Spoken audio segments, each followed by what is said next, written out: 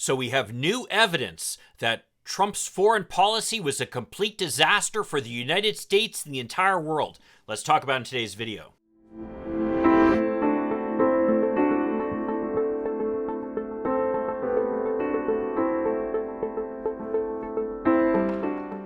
Hi, I'm Mike Reiner. I'm a lifelong Democratic activist who's concerned about the direction our country is taking. If you share my concerns, maybe you could like this video and subscribe to this channel, maybe even click that little bell that will notify you when I post something new. So a few days ago, I was surprised by the headline of the article in the New York Times by Tom Friedman. And of course, I'll link to all the articles that I mentioned down below. According to Tom Friedman, Trump's Iran policy has become a disaster for the U.S. and Israel. Now, we have to remember, Tom Friedman was one of the cheerleaders for the Iraq War. He also was vocally opposed to President Obama's deal that would stop Iran from enriching uranium. And he applauded Trump for withdrawing the United States from that deal. In addition, you have to remember, Israel was strongly advocating that the United States withdraw from that deal, with Prime Minister Benjamin Netanyahu himself coming to Trump and urging him to make the move. Well, now it turns out that Tom Friedman and the Israelis have realized that withdrawing from the deal was a strategic disaster. Who could have foreseen that? Oh, wait. I think that there are any number of people, including me, who said it was a bad idea. I mean, the deal with Iran was certainly not perfect. It did involve starting to relieve the sanctions that have been hobbling Iran for years.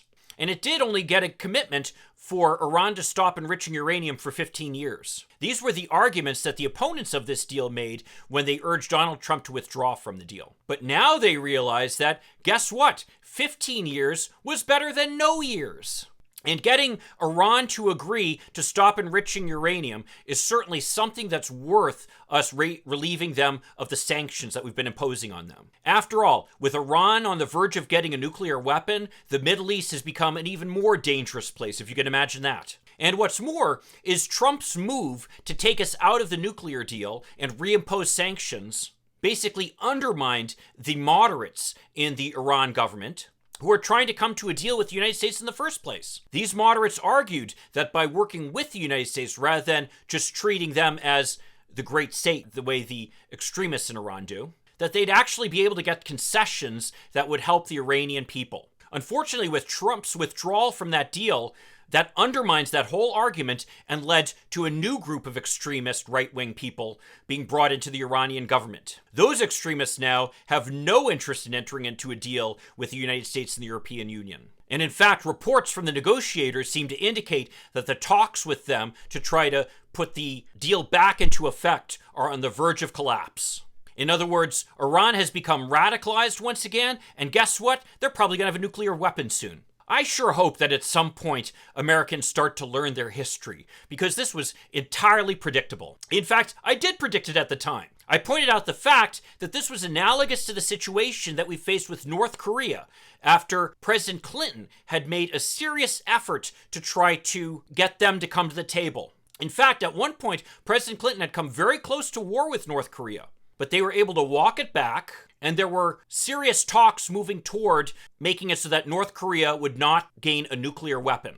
North Korea, of course, produces some quite successful missiles, so it is actually in a position to be able to deliver these weapons to boot. Well, when George W. Bush came into office and decided he was going to take on Iraq, you may recall his Axis of Evil speech, where he pointed to Iraq, Iran, and North Korea as making up an axis of evil. Well, that speech sent a message then to North Korea that any potential deal with the United States was off the table, and they just went back to their efforts to develop a nuclear weapon, which they succeeded in soon thereafter. By the time President Obama came into office, the North Koreans had a nuclear weapon, and there really wasn't anything that could be done about it at that point. Believe me, once they had it, they weren't going to give it up. So the moment that existed for us to stop the North Koreans from getting the nuclear weapon, which existed at the end of the Clinton administration, went to the wayside, and we have another rogue nation with nuclear weapons. Well, guess what? At the end of the Obama administration, once again, we had a situation where Iran, which didn't have nuclear weapons yet, entered into an agreement that would stop it from getting nuclear weapons, at least in the foreseeable future, and would at least move Iran towards rejoining the international community, and perhaps, as a result of these relationships, not behaving in such a reckless manner.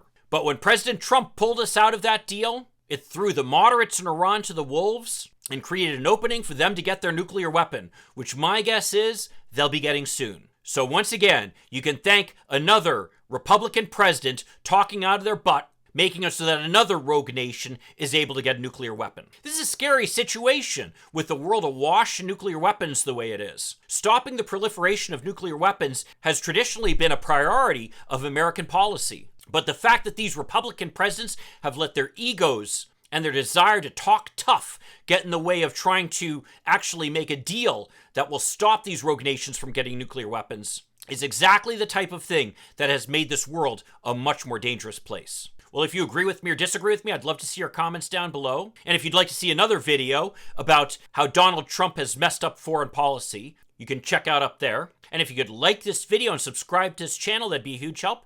I'll see you in the next video. In the meantime, let's hope for continued progress. Thank you.